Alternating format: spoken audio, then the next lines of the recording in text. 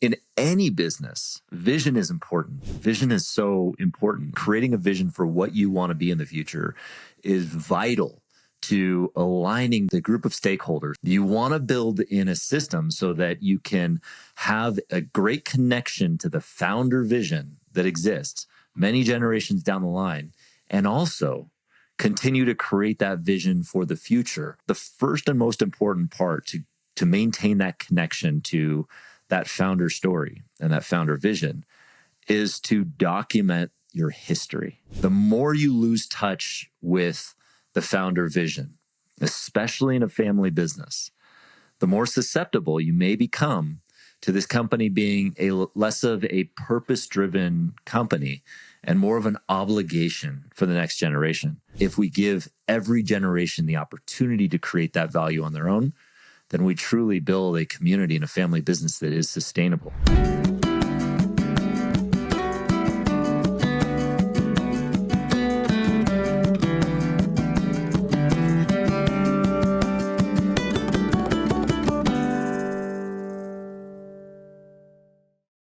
Hello, everyone, and welcome to the Fearless Family Business Show, where we want to help you to inject new life into your family business so that you can strengthen the love, the legacy, and the lifestyle that you desire. I'm your host. I'm Adam Hill. I'm a fourth-generation family business leader who was born into the family business life. And today I want to help you to navigate the unique challenges of running a family business so that you can experience the unique rewards that it has to offer. And today I want to talk about vision. Today is all about vision. And I want to talk about how we can, as family businesses, can create a compelling vision that everyone wants to buy into and everyone is a champion for and everyone wants to go after, that excites everyone. You know, in any business, vision is important. Vision is so important. Like creating a vision for what you want to be in the future is vital to aligning the group of stakeholders, whether it's the owners, the employees, everybody involved toward that common goal of what you want to achieve in the longer term future. It's what lights us up. It's what gets us up in the morning. And for family businesses in particular, vision takes on a whole new element, a whole new role, because we're tied to not just the business itself, but the family. What is we're tied to this legacy. And a lot of times it's a legacy that's drawn, by a founder many generations ago. And I don't, whether you're a founder of a family business and you're working with your kids now or a spouse or something like that, or you're many generations down the line and you're just trying to connect or reconnect with what the founder wanted for their legacy. That vision means the same thing. It's forward-looking. It's looking out into the future for what you want. And that's really the definition of what a vision is. It's more than just a mission. It's more than just a mission statement of what you represent. That really represents what you are and why you want to exist in the world. But that vision statement is what you want to be. The next level up from where you want to be 5, 10 years from now, or even 100 years from now. And, some of the problems within the family business, if you're many generations into it, and, this is relevant too, even if you're just starting a family business and you're in the founder generation, a lot of times that memory of, and the thought of that founder vision of what that represented, what the founder wanted, sometimes gets a little faded over time. Myself as a leader of a fourth generation business, we're 101 years old. I had the opportunity to meet our founder, who was my great grandfather. I was, younger than 5 years old at the time. He passed away when I was 5 years old. So I didn't really have a chance to get to know him on a very deep level. And the memories that I do have of our founder, my great grandfather, are, they're very blurry. I see him in my mind's eye as just a silhouette of the towering man that he is, standing in a hallway at one of our events, smiling, laughing, and having a good time at one of our family gatherings, probably Thanksgiving or Christmas or something like that. But that's the memory I have of him. I don't, there's nothing in there that represents what vision did he have for our company? What vision did he have for our family or anything else? Or even prior to that, I didn't have a chance to meet his father and the influence that he had, or his mother, or their parents, or anything like that. And that's kind of the point is, over time, the attachment or the connection, the direct connection to the founder or our patriarchs and matriarchs in our family systems starts to get blurry, starts to fade over time, and that connection starts to lose. It's kind of like walking or driving far away from a cell phone tower. You just lose that connection, and it starts to fade, and the messaging gets lost. And that happens over the course of time. A lot of maybe new founders, if you're a new family business or a young family business in the first or second generation, you may not be thinking necessarily about that because the connection between the parent generation and the next generation is still very tight. There's a direct line of communication and contact. Over time, it gets a little bit lost. So so part of the problem is since that connection gets a little fadey over time, how do you regain that connection, or how do you maintain that connection with the founder vision while also giving yourself the opportunity to look forward, look into the future, and grow into that new vision for the future? That becomes a problem. And a second problem to that is if you're a founder generation and you're looking at like, when I pass away, or when I look 4 generations down the line, what do I want this company to be? The other problem is that visions, vision statements or visions that go beyond, say, 5 or 10 years tend to get a little flimsy, because it's really, really difficult to predict out, past 5 or 10 years, what the world is going to be like, what our company is going to be like, what the culture is going to be like. And so to really define a very clear vision of what that looks like 100 years from now is very difficult. So you can almost see that there's a bit of a paradox that forms here. You want to build in a system so that you can have a great connection to the founder vision that exists many generations down the line, and also continue to create that vision for the future that doesn't go so far out that it becomes flimsy or meaningless, that it has meaning and it's compelling.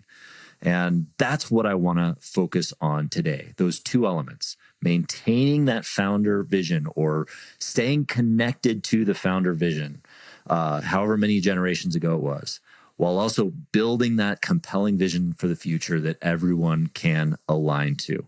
And there's a few ways that you can do that. And I want to talk about how you can create a compelling vision for the company or for your future that everyone can fall in love with. And you can also do this in your own life. You can do this with your family. You could do this in any ways. I think it's vital, not just for company sustainability, but for family sustainability, if you want to build that in. And the first step, and I think the first and most important part to maintain that connection to that founder story and that founder vision, is to document your history. Document the history that you can to the level that you can. Within our company, we were very fortunate that in the 90s, when our company was already 75 years old.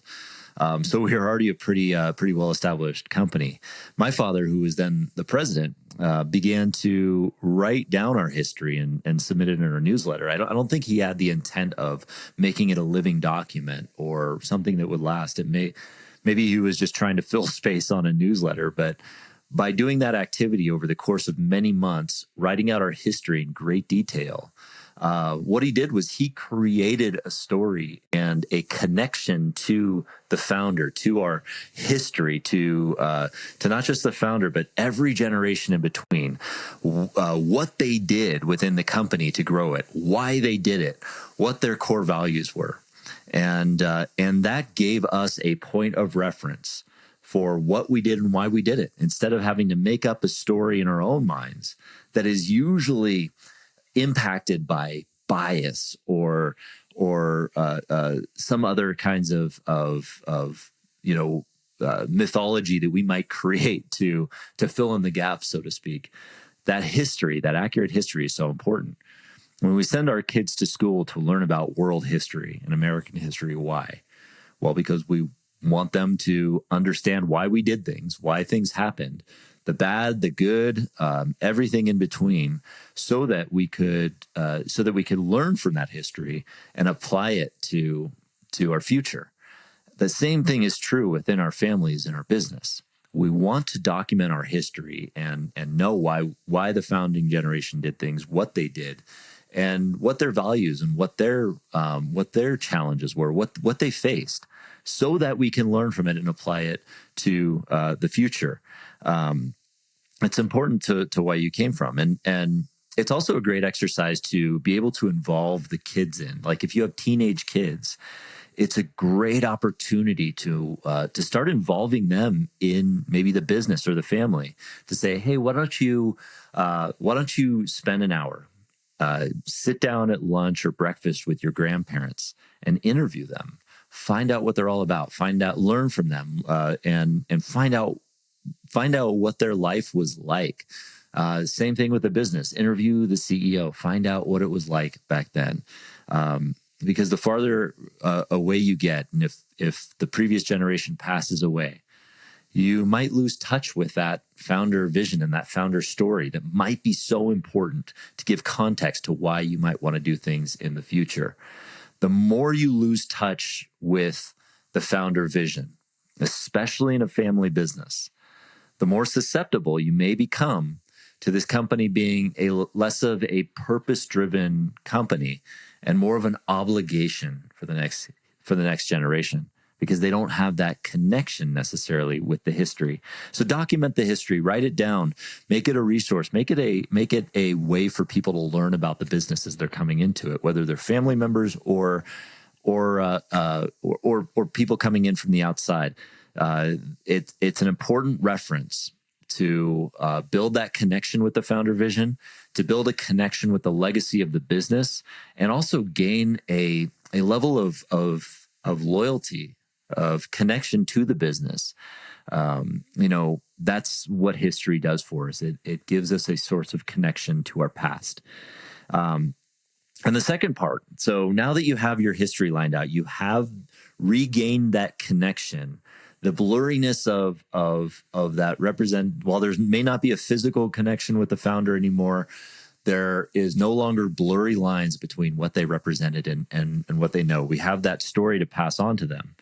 The second thing that you want to do is you want to look at your core values on a regular basis. When you're looking at a long-term vision for yourself, you want to look at the values that you represent now. We just spent some time looking at our past, documenting our history, figuring out what that meant to us. Now, what do we represent now, today, in this world? The rule of core values is really that you want at least 80% of your core values to represent things that are lived, things that you actually do, not things that are aspirational. You could have maybe one core value that is aspirational, that you're committed to pursuing and achieving, but those core values have to be lived. Do you are you committed to service? Are you committed to caring and compassion? Are you committed to safety? Those are those are good ways to look at it. And if you go online, or if you can find lists of core values of up to 150 of them as something of a reference that you can use with your team to identify what core values you have. The important thing to remember about core values is you want to make sure that you are conscious of how those core values can turn into sacred cows, or how what we might think is a value can be a sacred cow. What's the difference between a value and a sacred cow? Well, a core value for us is an enriching part of our business. It's something we represent. It's something that brings pride, and it's something that we want to lean into as something that is imprinted in us, in love, in how we want to represent ourselves in the world and who we want to be to others. It should be expansive. It should open up our world to opportunity. That's what core values should be doing. And it should be something that everybody buys into with love. And we need to look for people, and we need to hire and fire based on core values. Sacred cows, on the other hand, are usually associated with something that's fear-based. They're usually untouchables, things that may look like core values, things like you might have a value of being caring towards people, but how is that lived? It might be lived as a sacred cow by not having the crucial or hard conversations that we have to have with people that aren't meeting the mark, or not letting go of family members because they're family members, but even though they're not doing the job that they're represented to do. That becomes a sacred cow, and that becomes dangerous because those are not expansive. Those do not open up our world to opportunities. Those are not bred out of love. They're bred out of fear. And they're anchors to the business. They're anchors to us moving forward and evolving in the right direction. A founder vision, and this is important because even though we want to stay connected to the history of the company, a founder vision might be a sacred cow a lot of times because times change. We evolve. And what happened 100 years ago, or what was important 100 years ago, may not be important now. We have to be able to evolve.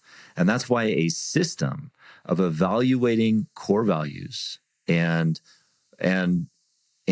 parsing out the sacred cows and making sure that we have a system of removing those, being open to evolving our core values is such a vital part of that. And it's a careful process. That's why it is really an executive process, but it is an all hands on deck process, making sure that we have our team looking at what we represent in the world and making sure we change it. As a company within our company, we have identified and changed our core values over time. It's funny how those get represented because in our world, we had a few core values that we represented, and they were, I think they were put into place in like the 1970s or 80s, and they were something we held firm to, or something that were written on all of our business cards and everything like that. And when I asked about it, when I became the CEO, I'm like, well, how did we identify these? What was the process we went through to identify these? Because we never touched them. We just since then we just assumed that those were that. And what I learned was that our then second generation CEO just decided that those were going to be what they were going to be because we needed something to put on the back of a business card.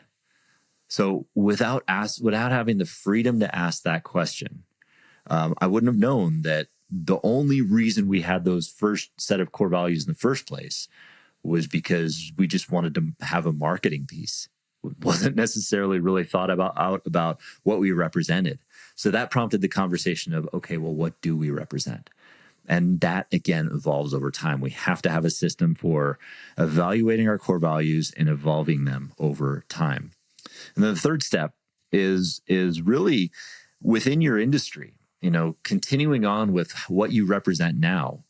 What makes the company that you're in unique? What makes you unique in the world right now? Again, this might not represent what was unique back when the founder started the company. It might have evolved. It hopefully has evolved. When you look at companies like Ford Motor Corporation, they've always been involved in making cars and building cars. And so that's really their bread and butter. That's their foundational piece. But those cars have evolved over time into different kinds of things, from the Model T to what they have now, which is muscle cars and cars that SUVs and different types of automobiles. There's an evolution of what you represent in the world and what makes them unique. So what in terms of your company makes you unique? For our company, part of what makes us unique is the fact that we have a 100-year legacy in the world that we're in the marketplace that we're in, which offers a unique set of expertise. That is an important part of what we represent. And also, it's also important to look at the tangible aspects of the service that you can offer that are unique.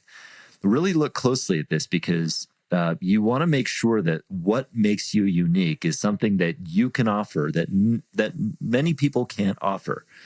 And in a lot of ways, a good way to think about this is that often one thing that makes you unique is hard to find, but a combination of unique abilities, that's what can truly make you unique.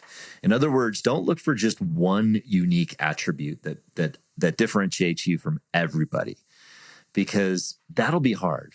Like if I was to say, I have a great sense of humor, and I do. I'm just kidding. But see, I told you. It's kind of, but if I was to tell you that I have a great sense of humor, is that truly unique? Well, not really, because there's tons of people that have a unique sense of humor. But if I were to combine that sense of humor with an affinity for triathlon, I'm also a triathlete. I'm a humorous triathlete. Well, that niche is getting a little smaller now of what I represent.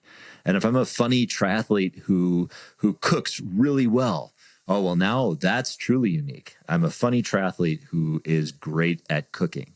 So a lot of times it's a combination of things. And that's something really where EOS comes into play. The entrepreneurial operating system comes into play, because they do help you to identify what are called your three uniques.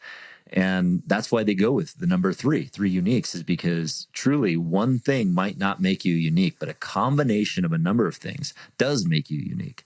And that will allow you the foundation, that along with the core values that you have. The core values combined with your unique abilities will give you a foundation for what to create, what's going to sit on top of that in terms of the vision of what you want to become in the future. And this is a process. When you look at that, when you're ready to tackle what do we want to represent, that's when you bring everybody in. And that's when you bring the stakeholders in, and you start to ask questions of where do you want to go? And when you start to involve everybody in that process, that's, you start to get that alignment, because people start to buy into it. They take responsibility for it, and they want to see it. And it's really important that we look at that in a 10-year time frame, a vision in a 5 to 10-year time frame. Because for people that are working in the company now, as I said earlier, it's really hard to conceptualize what our world is going to look like 100 years from now.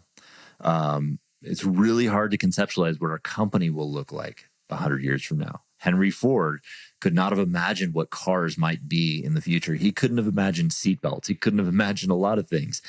But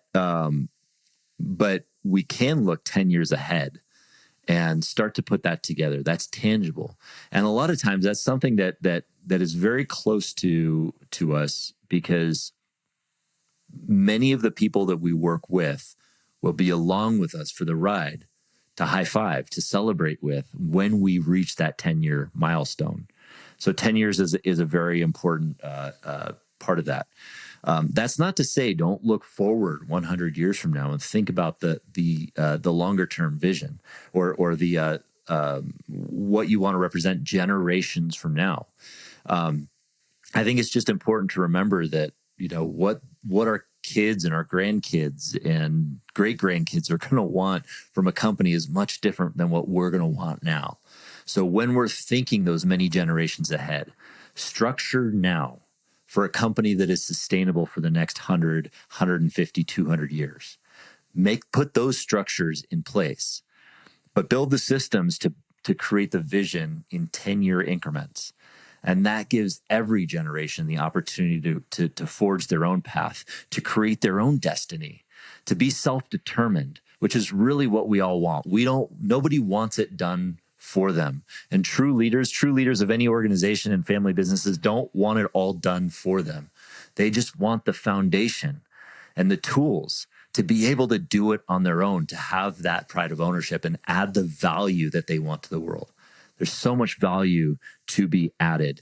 And if we give every generation the opportunity to create that value on their own, then we truly build a community and a family business that is sustainable. And I'll just say as a closing piece that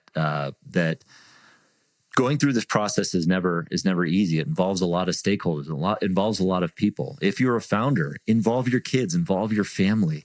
If you are in that generations down the line, involve the generations that came before, involve the stakeholders, the leaders of the organization, the non-family representatives, involve everybody in this process so that you can get the alignment and the buy-in that everybody wants on that compelling vision that lasts 10 years and even goes beyond that. And EOS, I will say, is a great tool for this. The Entrepreneurial Operating System is a tremendous tool to do just this, because it is a system that encapsulates all of these pieces, the vision, the values, the unique abilities, and it encapsulates that into what's called a vision traction organizer, so that you have basically a 2-page document that you can reference that looks ahead and gives you that blueprint for where you want to go, keeps everybody aligned, and it's a great operating system. We implemented it in our company a few years ago with great success, and if you're interested in chatting about that at all, I'm happy to share my experience. You can reach out anytime. I'm happy to do that. But I think creating that compelling vision at every generation, creating that connection to the founder principles and what they represented, and understanding that history is so vital, building in the values that will support and sustain the foundation of that vision is also critical. So I'd recommend just going through this process. And you will find that you can create a compelling vision for the next 10 years that helps your family business to evolve to the next level, to a level that you never thought was possible. And it also builds the alignment and builds the camaraderie and builds a business that you can love and you can feel proud of. So I hope you enjoyed this episode, and I look forward to talking to you next time. Thanks. Thanks for joining me on this episode of the Fearless Family Business Show. If you're enjoying this show, please thumbs up this episode and subscribe wherever that subscribe button is. And you'll get more family business education and insights in your inbox. And if this episode resonated with you, share it with a friend, a colleague, a spouse, your mom, your dad, a second cousin, whomever you think might benefit from hearing this show. And if you're in a family business and you've got a great story to share, contact me, because I would love to see if you'd be a great fit for this show. I'd love to interview you. Or if you're struggling in your family business to find your unique identity or voice, or you need an injection of new life into your family business, I'd also love to hear from you. I'd love to learn more about you, and I'd love to see if I can help. Simply email me at adam@fearlessfamilybusiness.com, and we'll get you connected to the right place. Together, we can elevate the love, the legacy, and the lifestyle we all experience in our family businesses. Thanks for tuning in, and we'll see you next time.